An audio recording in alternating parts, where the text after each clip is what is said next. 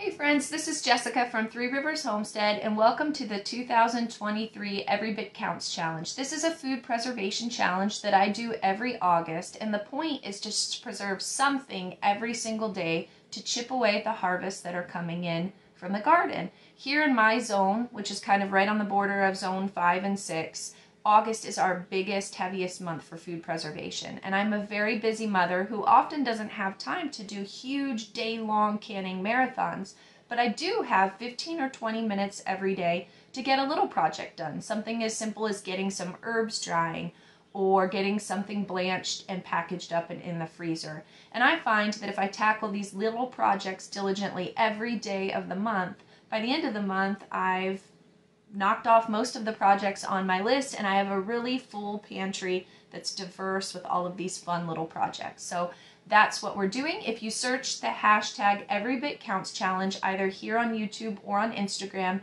you can see all of the content both from me and everybody else who has participated over the last 3 to 4 years on both of those platforms. And I hope you will enjoy following along for this month. So I will be posting at least one video a month with one video a week, with all of my food preservation content. And this week we're going to be doing some canning projects and one freeze drying project. I started the challenge several days early just because I was ready to begin, and that's what I'll be sharing with you in this video. So why don't we go ahead and get started. All right, we're going to start the challenge off by doing something with this kale and chard that's in the garden. Every year I grow a bunch of kale, and it isn't something that we really enjoy eating raw. We much prefer to have our greens cooked. And besides feeding this kale to the cows every now and then, we really haven't been doing much with it. So a lot of it has accumulated, and I decided that this was the first project that I needed to tackle in the garden so far this year. I also grabbed a little bit of chard here that was kind of accumulating. We're just going to add that to the kale, and we're going to can this. I feel like canning is a great way to preserve it, especially if you like to eat your greens cooked. I also picked a little flower bouquet, one of the first bouquets of the season. My zinnias are finally blooming, so that was really exciting. That'll be nice to keep me company in the kitchen while I work through this kale. So the first job in getting this preserved is to wash it all. So I'm just doing an initial rinse first, and then we will do a second rinse later on to make sure that it's thoroughly clean. It takes quite a bit of greens to can one 7-quart batch, so this is what we're working with. I have my nifty kale de-stemming tool, and I'll link this in the description for you. This makes it really easy to just rip those leaves right off of the stems. Now I'm not getting rid of those stems. Later on I'll show you how we're also going to preserve the stems to use in other dishes. But as I take the leaves off, I'm taking them over to the sink and giving them a second, more thorough rinse so that I ensure that they're completely clean before I begin packing them in my quart jars. So as I mentioned, we are preserving quarts, and I'm just putting as much in there as possible, just taking my fingers and kind of pushing it down. This is why I recommend using a wide mouth quart jar to do this, so you can really get your hands in there and pack the greens in there tightly. A lot of people ask, what do I do with canned kale? Well, we eat it a lot like people would eat canned spinach. It's the same idea. In the end, you end up having cooked greens that you can use as a side dish, or you can dump the contents of that jar into a soup, serve it over rice. Any way that you would eat canned spinach, you can also eat canned kale or other greens that way. I'm using that de-stemming tool to work on the chard here. And this is the stem of chard. I am not going to save these stems. They don't preserve in the same way that the kale stems preserve that I'm going to show you. So these chard stems are just going to be fed back to the animals, and they will enjoy those. But the process for canning this kale and chard is the same for any other green. If you have spinach, mustard greens, anything like that, you're going to use the same canning process that I'm showing here. So now that our quart jars are completely packed with the greens, I'm pouring boiling water over the top of the greens. As those greens heat up a little bit, they'll pack down, and then you're going to want to add a little more water. Also debubbling those jars with a little chopstick here to make sure there isn't any trapped air down in there. Then we'll top them off with a little bit more water to try to maintain a 1-inch headspace. I have my favorite 4 jars canning lids right here. These are the absolute best canning lids. If you would like 10% off, you can use my code and the link in the description to order some.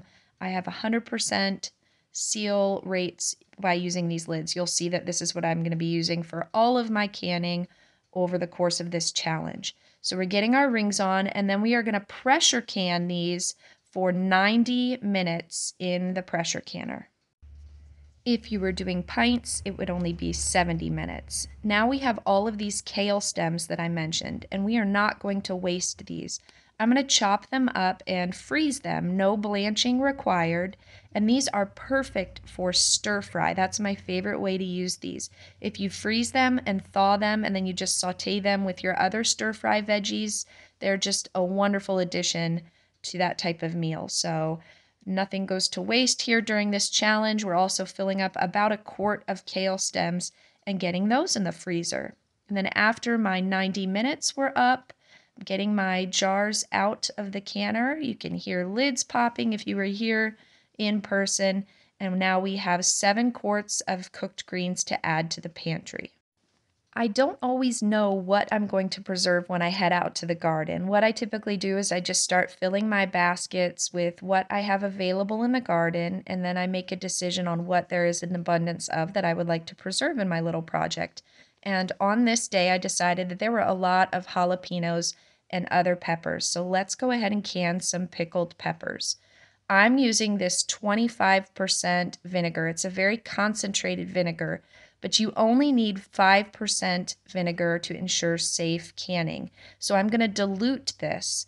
I'm going to use 1 cup of the concentrated vinegar here, and then to that I will add 4 cups of water, and that will give me vinegar that is at a 5% acidity for this recipe.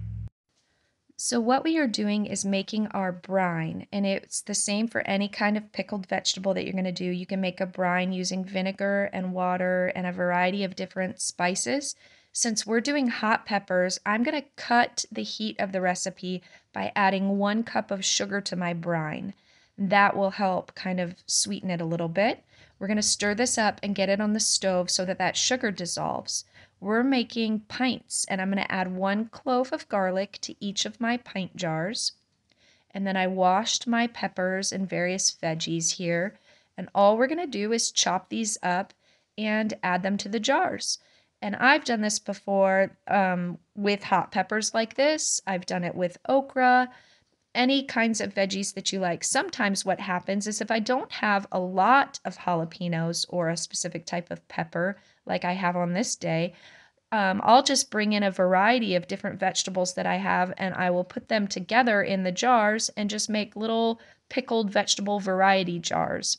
And that's really delicious to use as pizza toppings throughout the winter months. You can just open a jar and you might have a little bit of canned pepper, a little bit of okra, a little bit of grape tomato, whatever you want in there, and then you can just add those as pizza toppings. I'm also doing 1 jar of Sugar Rush peach peppers, just so I can do a full batch here. And then we have the beginning of our okra harvest. We just had 5 little okra fruits that I just combined, put in the jars. Those will be a little treat because my boys will mostly be using this when they make their weekly pizza. They will add these jalapenos as toppings, and they'll just use the okra in the same way. My brine, the sugar is all dissolved in there, so I'm just kind of dividing that amongst the 5 pint jars until they're all full and leaving about 1 inch headspace. Because that brine had the sticky sugar in it, we really want to make sure we wipe those rims, adding our 4 jars canning lids, and getting the rings back on the jars. These we're going to process in the water bath for just 10 minutes. Now, water bath canning is safe for high acid foods, and since we added the vinegar brine, that made this acidic enough to be safely water bath canned. On to day 3 of our food preservation challenge, and I was walking through the garden and realized it was time to do something with this celery. So there are several ways that you can harvest celery. What we have been doing is just going through and cutting pieces from the outside of the celery plants as needed for fresh eating. But when I want to do a larger harvest like this, what I do is just cut the entire plant off at the base, and then new plants or new growth will come out of the center of that plant in the very, very middle, and we can get 2 or 3 harvests like this out of each plant throughout the growing season. And so I left half of the bed here still there for fresh eating, but today we're going to go ahead and preserve up the other half that I went ahead and completely harvested. Now, celery isn't a food that is best preserved through canning. You could do it that way, but it would create a very mushy celery product. So celery is best either frozen or dried in some way. So what we're going to do is freeze dry it. But first, some of this harvest I wanted to go ahead and get in the fridge for fresh eating. And how I store it for fresh eating is I chop it and put it in a mason jar like this, and then I fill it with cold water and keep it in the fridge, and that keeps that celery nice and crisp so that we can eat off that in the next couple days. Now the rest of this celery I'm going to be chopping up, and I'm going to do 2 trays of just the stalks, and I'm going to separate from the stalks the greens, and we're going to use these in 2 different ways. The freeze-dried stalks will be rehydrated and added to soups and things like potato salad or egg salad, anything like that throughout the rest of the year when I don't have fresh celery available for those purposes. The greens, on the other hand, I will freeze dry and keep on the shelf, and those are mostly used when I make batches of broth. Celery is one of the ways that I season my broth. I also ran some of those greens through the blender to chop them up a little bit more finely, and we're going to freeze dry them in that way so that we can powder them up for other purposes when they're done. And this is what all of that celery turned into. We have 2 bags that are going straight into the freezer. We have 2 trays of the celery stalks, 2 trays of the celery greens going in the freeze dryer. We have 2 of the quart jars for fresh eating. And then I had a bowl of just extra scraps that are going to go to the cows. Cows love celery. Our 2 little calves right now are still a little apprehensive and won't eat it out of my hand, but we did get that out there in their little feed buckets, and they will enjoy that as a treat once I leave and get out of their space. We're waiting for the freeze dryer to be done freezing and enjoying our first fresh apple off the tree of the season. Oh, it's just delicious. And then when we were done, we are heading back in and getting that freeze dryer loaded and ready to go. Then the next day, they were all done and completely dried here. This is how I'm going to preserve these for now. If I start running out of glass jars for my canning projects, then I'll be moving some of my freeze-dried food to Mylar instead. But for now, just quickly, I didn't want to get out my Mylar and my heat sealer, so we're going to go ahead and get those celery stalks into our canning jars here with a nice tight lid, and we'll put those on the pantry shelves. This first batch of the freeze-dried celery greens also going into a jar, and I find that about half of that jar will be used for one large batch of broth. So that'll get me 2 batches of broth come this winter. And then I have those bags of frozen greens that I can pull out and freeze dry later on for even more batches. With the other tray of the celery greens that I kind of blended up, we're going to turn this into celery salt. So I'm putting them back into the blender, and then we're going to do equal parts of the celery greens and some pink Himalayan salt, and we're going to get that all blended together into a powder. Now, typically celery salt is made from celery seed, but since I don't have that, we're going to make celery salt out of these freeze-dried greens, and it's going to be equally delicious. Stay back when you pull that out of the blender because that powder can be inhaled and could be bad for your lungs. But we're just going to now take this blended salt and celery half and half powdered mix, and it's going to make a wonderful celery salt for the pantry shelves. I'm very excited about that. So this is what we ended up with from our celery harvest. Later that evening, I got some of our home-raised beef soup bones out of the freezer, and we're going to get those in our big roaster crock pot with some water to start making some broth. And we're going to let that broth simmer for about 24 hours for the next project that we're going to be doing on day 4. I grabbed some of the smaller onions from those that we have curing. I did in a couple videos ago, I showed you how we were curing our homegrown onions that we have harvested. And I'm taking some of the smaller ones and I'm filling up 7 quart jars so that I can do a batch of French onion soup base. This is a great way to use up some of those smaller onions that didn't quite mature to a full size, and you can just get them in jars and get them on the pantry shelf in a different form instead of wasting space in your root cellar or wherever else that you would store them. So we're filling up our jars with the onions about a half to 3/4 of the way full. Now, many French onion soup recipes will call for other various ingredients, but I prefer to make my canned items as versatile as possible. So I am just putting onions in the jars and we're going to pour the plain broth over top. And then when I open jars later on in the winter, I can add whatever seasonings I would like if I want to turn it into French onion soup. But leaving it more as just a soup base with the onions and the beef broth allows me to use this in other ways other than French onion soup if I would like to. So sometimes I might just make this into a different kind of soup or add this broth and onion mixture to a batch of rice or something for extra flavor. And that works out really great as well.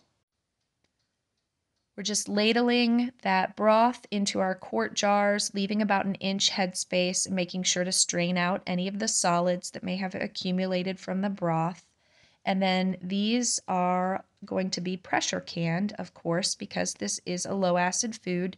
We just want to make sure, because those are rather greasy, that we wipe those rims. Wiping the rims also gives you a chance to feel them and make sure there's no nicks or cracks in your jar that could prevent a good seal.